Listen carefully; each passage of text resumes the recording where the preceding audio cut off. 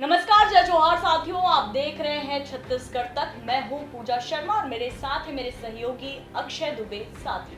दोस्तों, पहले और दूसरे चरण का मतदान संपन्न हो चला है और अब तीसरे चरण के चुनाव के लिए कुछ ही समय का इंतजार बाकी रह गया है। छत्तीसगढ़ में तीसरे चरण के मतदान के लिए 7 मई को वोटिंग की प्रक्रिया होनी है और इसके पहले एक बार फिर से बीजेपी और कांग्रेस के दिग्गजों ने पूरी तरह से जीत के लिए अपनी ताकत झोंक दी है। इसी कड़ी में अब राहुल गांधी की सभा बिलासपुर में होने वाली है। इसके पहले कांकेर में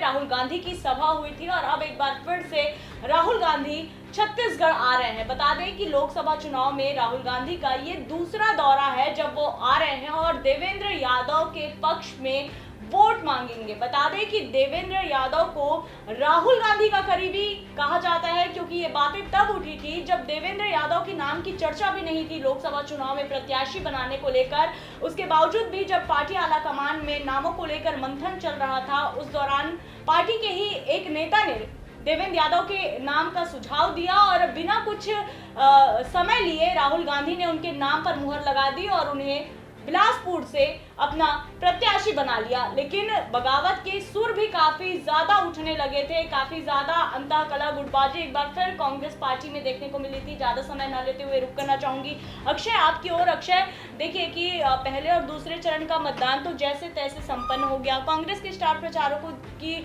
लिस्ट जितनी लंबी थी उतना दौरा उनका नहीं हो पाया और भूपेश बघेल का चुनाव भी हो गया। उनके प्रचार के लिए राहुल गांधी नहीं आए, लेकिन देवेंद्र यादव के लिए चुनावी सभा को संबोधित करने राहुल गांधी बिलासपुर पहुंच रहे हैं। तो आप क्या समझ पा रहे हैं कि अब बिलासपुर में कांग्रेस को डर सता रहा है, क्योंकि वैसे भी विवादों से घिरे हुए हैं, तमाम तरह के आरोप देवेंद्र यादव पर लगे हुए हैं। ऐसे में क्या राहुल गांधी ये जो मोर्चा संभाल रहे हैं इसका कितना असर वहां पर पड़ता नजर आएगा? देखिए, आपने जो सवाल किया उसके दो तीन पहलू हैं, दो तीन इसके पक्ष हैं। जैसे आपने पहले कहा कि कांग्रेस के जो स्टार प्रचारक हैं वो छत्तीसगढ़ में लगातार नहीं आए। जिस तरीके से जो बीजेपी के स्टार प्रचारक अपनी ताकत झोंकते नजर आए, चाहे वो नरेंद्र मोदी जी हो प्रधानमंत्री या फिर वो गृह मंत्री अमित शाह हो, इनका दौरा बहुत ज़्यादा रहा। जबकि छत्तीसगढ़ में ये अब सोचिए कि अब 2 चरण हो गए हैं, तीसरे चरण के लिए अब राहुल गांधी का ये दूसरा दौरा है। प्रियंका गांधी भी आई थी, लेकिन जो दमदार चेहरे हैं कांग्रेस के वो नज़र नहीं आए। जबकि बीजेपी के चाहे वो जेपी नड्डा हो, अमित शाह हो, पीएम मोदी हो, योगी आदित्यनाथ हो, इनकी कई सभाएं हो चुकी हैं। तो ये तो आप रणनीतिक तौर पे कांग्रेस को देख सकते हैं कि अब इसको चूक कहा जाए या फिर उनकी सोची समझी ये रणनीति है। इस पर ज़्यादा खैर अभी नहीं जाएंगे, लेकिन अब आते हैं उस बिलासपुर सीट पर जहां राहुल गांधी की आज रैली है। और ये रैली है तखतपुर और बिलासपुर के बीच में एक जगह है सकरी, यहाँ। तो आखिर बिलासपुर में ही राहुल की रैली क्यों? तो इसका जो जवाब है वो नज़र आता है राहुल गांधी और देवेंद्र यादव के रिश्ते को लेकर। इनको काफ़ी करीबी समझा जाता है। न्याय यात्रा के दौरान भी देवेंद्र यादव और उनकी टीम पूरे मुस्तैदी के साथ राहुल गांधी के साथ लगी रही। इसका फायदा भी देखने को मिला और देवेंद्र यादव एकदम यंग लीडर हैं। आप कहीं भिलाई जाएंगे तो जो युवाओं के बीच उनकी लोकप्रियता है ये भी आप देख सकते हैं। उसके बाद आते हैं साहू बनाम यादव की लड़ाई। इकलौते जो साहू उम्मीदवार हैं बीजेपी की ओर से, तोखन साहू, इनको टिकट दिया गया बिलासपुर से। उनके खिलाफ फिर यादव कार्ड खेलते हुए इनको लाया गया। हालांकि लेकिन जो उनका यादव है वो छत्तीसगढ़ के यादव कैसे रिझा पाते हैं, क्योंकि वो बिहार के यादव होते हैं और ये छत्तीसगढ़ के यादव, तो ये भी काफ़ी वहाँ की जनता के ऊपर है कि कैसे इसको देखते हैं। लेकिन अब बात करते हैं कि देवेंद्र यादव ने ऐसा क्या कुछ किया कि बिलासपुर में माहौल थोड़ा बदला बदला सा नज़र आ रहा है। तो जो हमारे सूत्र हैं और जो हमारे लोग हैं वो बताते हैं कि जब प्रचार अभियान में कांग्रेस के नेता जाते हैं तब एक बात को बखूबी प्रचारित कर रहे हैं कि जितने भी सांसद बनते हैं बीजेपी से वो लोरमी के इलाके से होते हैं, मुंगेली के इलाके से होते हैं। चाहे वो अरुण साहू हो, चाहे वो लखनलाल साहू हो, इस बार भी तोखन साहू को टिकट दिया गया, ये भी लोरमी से आते हैं। तो क्या किसी स्थान विशेष के और किसी समाज विशेष के व्यक्ति को ही यहाँ जिताया जाएगा? तो ये बात बखूबी प्रचारित कर रहे हैं, जिससे जो पहले माना जाता था कि ये मतलब अभी भी खैर वो माना जाता है कि बीजेपी का गढ़ है, बहुत लंबे समय से वहाँ बीजेपी के ही नेता जीतते आ रहे हैं बिलासपुर में। तो ये प्रचार करने के बाद कुछ ताकत, कुछ मजबूती तो देवेंद्र यादव को मिली है। और वो मजबूती मिलने के बाद आज जब राहुल गांधी की रैली है, तब कांग्रेस का विचार है कि राहुल गांधी की रैली कराने से यहाँ के जो युवा मतदाता हैं उनमें संचार हो सकता है ताकत का, उनमें संचार हो सकता है उत्साह का, और ख़ास तौर पे जो देवेंद्र यादव के साथ दिख रहे हैं, जो उनके कार्यकर्ता हैं कांग्रेस के, वो भी उत्साहित अब नज़र आने लगे हैं कि राहुल गांधी की यहाँ रैली है।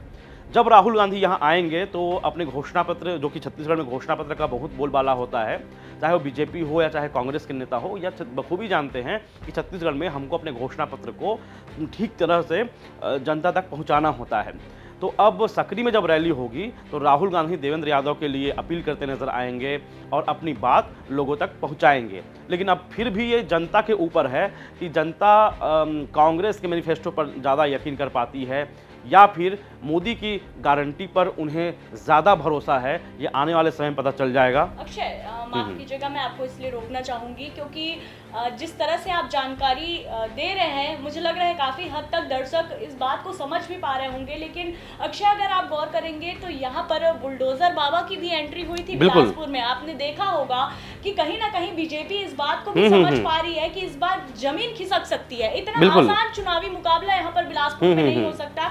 यही कारण है कि यूपी के सीएम की यहाँ एंट्री होती है, योगी आदित्यनाथ यहाँ पर पहुंचते हैं और योगी आदित्यनाथ का एक अलग ही क्रेज हमको देखने को मिलता है और सड़कों पर बुलडोजर की रैलियां निकलने लग जाती है। देखिए, कांग्रेस और बीजेपी में जो बेसिक जो अंतर है, वो अंतर यही है कि कांग्रेस कई बार जहां वो मजबूत होती है वहां भी अपने आप को सीरियसली नहीं लेती।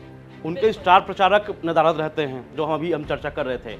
लेकिन बीजेपी अपने हर एक चुनाव को वो ये जानते हुए भी कि हम ताकतवर हैं, फिर भी उस चुनाव को सीरियसली वो निभाते हैं।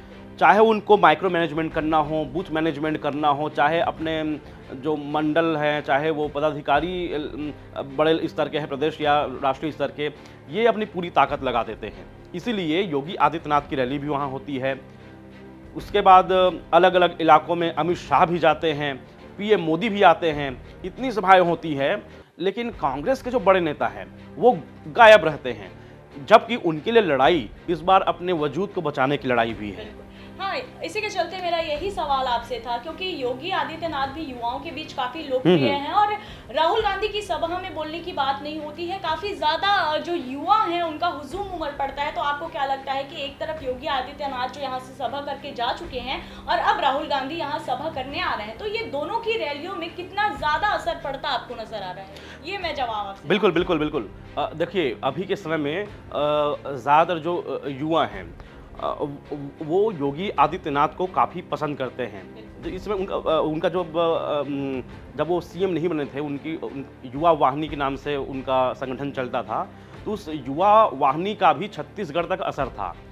लोग उसे अपने आप को कनेक्ट करते थे। और अब वो जब सीएम हैं और उनका जो प्रशासनिक कुशलता है उसे लोग काफ़ी पसंद कर रहे हैं। उनको एक तल्ख सख्त मिजाज के व्यक्ति मानते हैं। कई लोग तो यहाँ तक बोल देते हैं कि आने वाले समय में इनको पीएम बनाया जाए, प्रधानमंत्री में बनाने तक की मांग चलने लगती है। और बुलडोजर जिस तरीके से फेमस हुआ, ठीक है, इसके नैतिक अनैतिक पक्ष बहुत सारे हैं, इस पर बहस हो सकती है।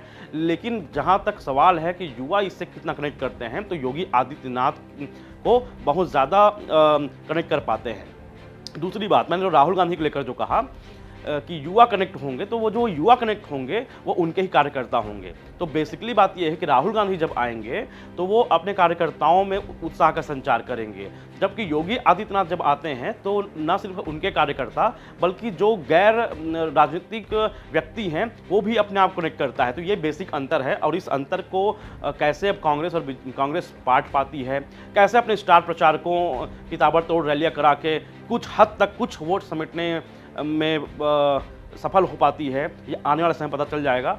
देखते रहें छत्तीसगढ़ तक। नमस्कार।